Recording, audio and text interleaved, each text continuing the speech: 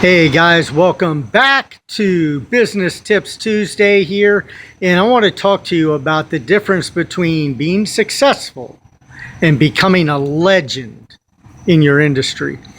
Now, the thing that matters the most is the fact that you want absolute control of a situation. But what do?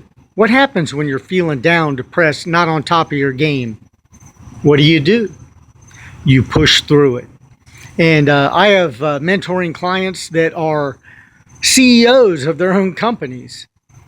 And what pushed them to the top is their willingness to do it, even when they didn't feel like it.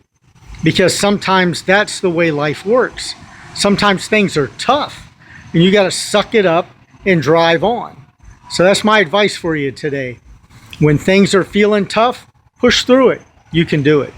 All right, guys, that's all the love I got for you today. Thanks for watching Business Tips Tuesday, and I'll see you again next time.